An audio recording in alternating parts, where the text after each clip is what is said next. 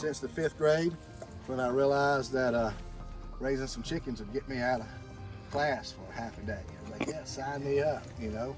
And somewhere along the lines, it felt like it was going to be a great way to avoid a real job, and I've been working my ass off ever since.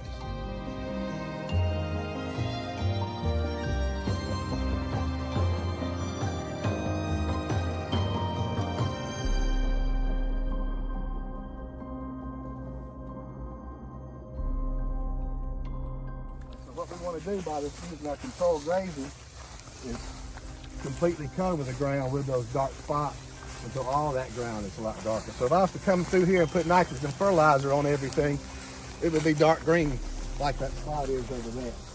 And we're doing it the slow way. And then I can take down these 3 nets, move them over to that end, and I can hopscotch them all around. So I can take these sheep, I can drive them over every inch of this farm and have them exactly where I want to, exactly when I want to have them there. We're always, well, it depends on how heavily we're stocked, how much grass is there. Like all this was recently mowed. This was all mowed like a week ago. And this is just how much has grown back since. We'll never let them stay anywhere more than about 3 days at the most. We got a couple of different things going on. We're managing the sheep, but we're really managing the grass. What I am, I'm not a sheep farmer, I'm a grass farmer. And the sheep is just one of the ways that I'm selling that grass. And so what we can do, well, let's walk on up in here and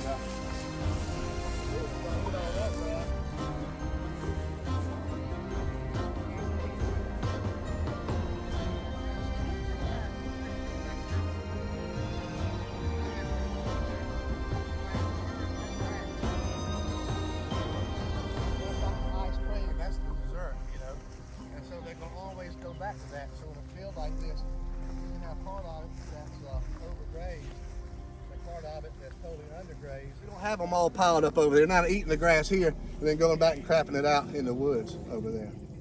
And so another thing we have, if you look at that turd right there, which is just chewed up grass, you know, how many feet does that turd have? How many feet does that turd? Let's just take one off of there, Greg. I'm not going to do nothing crazy with it. How many feet does that turd have? This is not a trick question. There's no feet. You look at that sheep, he's got 4 feet. So which one was it that baby Jesus and Santa Claus planned on moving when they were making the whole plans on what they're going to do with this earth?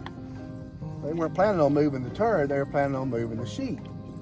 Right? So many places, they just pin the animals up and they just keep them there, just continuously grazing and continuously grazing and continuously grazing. Well, if there are parasite eggs in that turd, they can do us no harm. I could eat that turd if I wanted to. I might get a stomachache, but I won't get worms because that egg is not going to infect me. It is not infected. It can't do anything. But from that 4th day on, at that parasite's discretion, it can hatch whenever it wants to. So 4 days from now, I wouldn't want to be eating that turd if I was a turdivore, because then I stand a chance of getting parasites. So I can graze them right here in this square up to 3 days, and as long as I'm moving them out of here by that 4th day, then I've eliminated their parasite challenge. Okay. That's the importance of that 3 days you were talking about. Right. In 3 days, that egg hatches into a larva, or 4 days, it can hatch into the larvae, and then the larvae form is the infected form. And so, once we've eliminated that parasite challenge, then we can eliminate the chemicals that we were using to fight those parasites. So all the dewormers that we're giving the sheep, giving the sheep to kill the parasites. But those dewormers are passing right through that sheep, and they're also killing the earthworms, and they're killing the dung beetles, and killing all those other things that baby Jesus and Santa Claus put there for us to utilize, that were already there waiting for that turd, so that when it hit the ground, they could take that thing underground to their house, put it in their refrigerator. But when they're doing that, they're taking that egg with it. It has some different settings. on the front.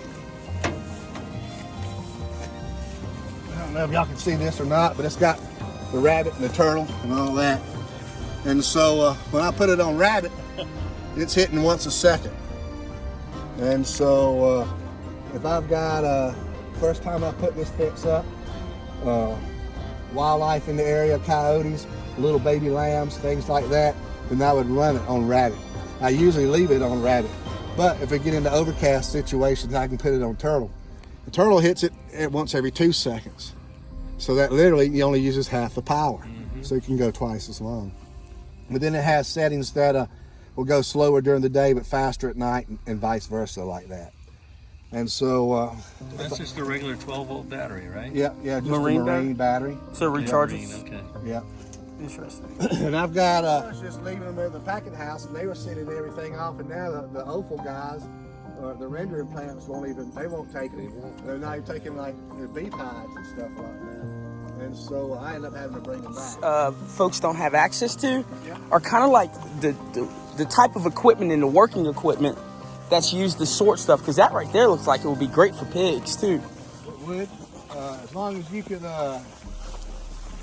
keep it on the ground, because the pigs would want to go under. Okay, gotcha. You could take the stakes that are holding it together and push them all the way through into the ground. That would be badass. Yeah. Who makes this equipment? This is like, I think, D&L or D&H or something. I could get you that the name exactly. Interesting, man. So instead of having just 100 of these things, we go where we need to go. So we go right up against the fence like this. Wow. So, a lot of times we graze them close by, but I can pretty much bring them anywhere on the farm. Bring them right down to this fence, and the dogs will. Gotcha. Bring them right down to this fence, and then just walk them on in. Interesting, man. Close them up right here. Oh, this is not been moved over to the house. This is neat. So we can run our rams through there. This is neat, man. Let them right in there. You got it. So you don't have to do that right there. Some of these fold down. Wow, like this right man. Here. And these are 10-foot sections, so they're easy to move. They're light. Then this is the sorting gate here. And send them to the right, send them to the left. You know, so I can run them through here and pick the ewes out this way. All the lambs go that way, or I can run all the lambs through, hold back the ram. Golly, girl. Good girl.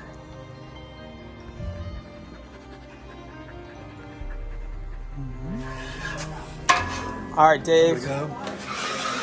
Andy, what do we got here? Gonna make some water buffalo smash burger. Nice. Oh, that's right. What do water buffalo taste like? What can we expect? It's got a good, honest red meat flavor. It's not really strange or gamey. Or Yeah. Shouts like, oh, I'm a goat or a lamb or I'm a Yeah. good shot deer. And that, Nice, you know, nice.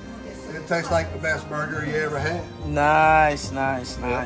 Beautiful, man. Looking forward to it. What is that? That is water buffalo.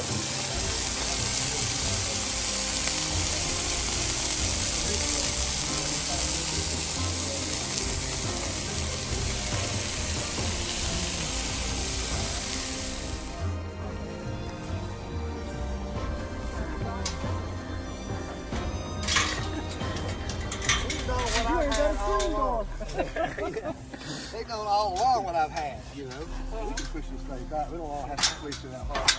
I get used to that after all those years.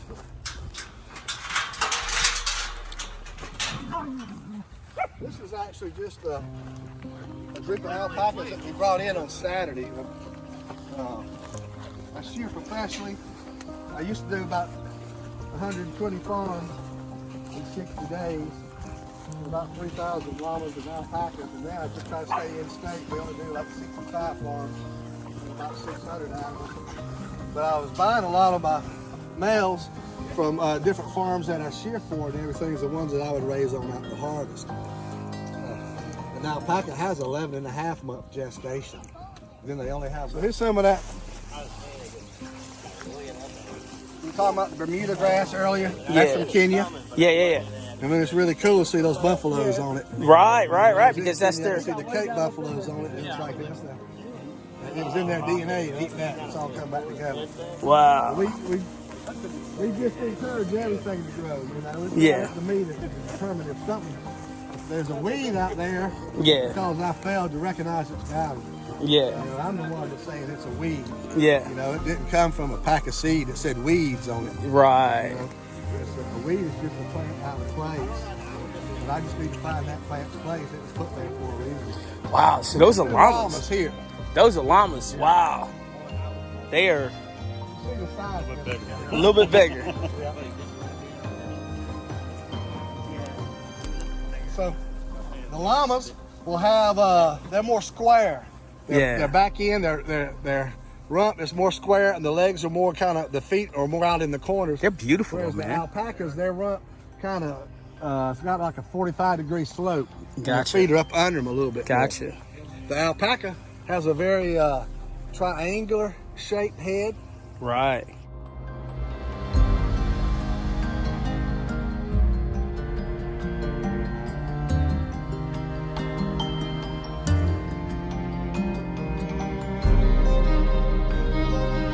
It's a lot like over here in the shade. There wouldn't normally be anything growing over here in the shade.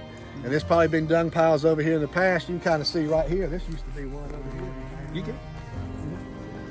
That gets all that growth going up there.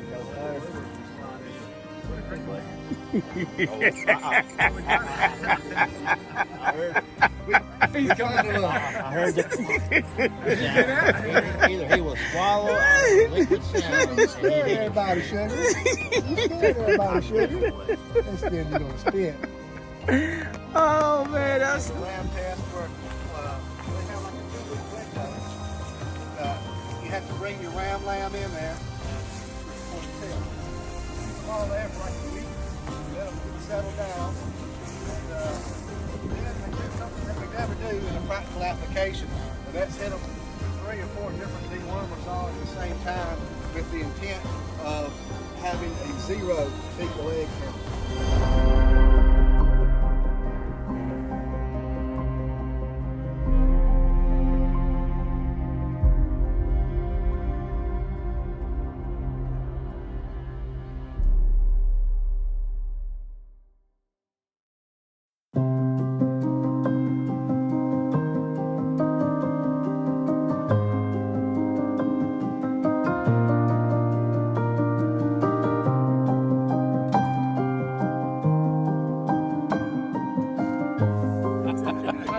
They'll come right on up. Hey, Dave, what is that one? Yeah. Is there one in there that charges me? Is there We probably already ate that one. I don't know. a bull in the crowd? These are all steers, Oh, except for there are a few heifers. The bigger one up in there. God, that's the black beautiful, one up on the man. right-hand side there. They're intimidating. They got us between the fence.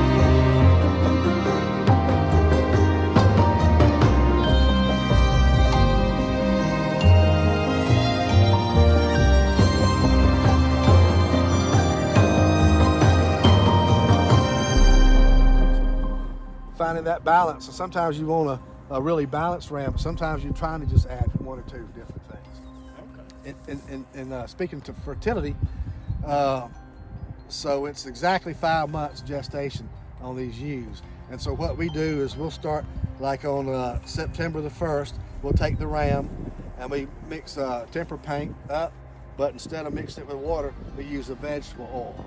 We make a really thick paste of paint, and then we use like a blue. And we take it and we just smear his whole brisket all up in here, just smear it. And then we turn him out with the ewes. And then every time he goes and breeds a ewe, he paints her butt blue. He puts a blue spot on it. So we can go in there, yeah, we can write them all down as they go like that. Oh, that's So we smart, put 'em in man. that night, That's like good And tip. the That's next pro tip morning- right there. Yeah. The next morning, there's 7 ewes. He been up all night, you know.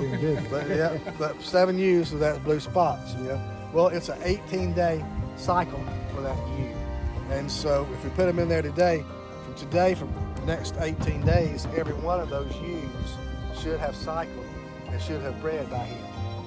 And so if one does not, that's the one we note as much as the ones that do.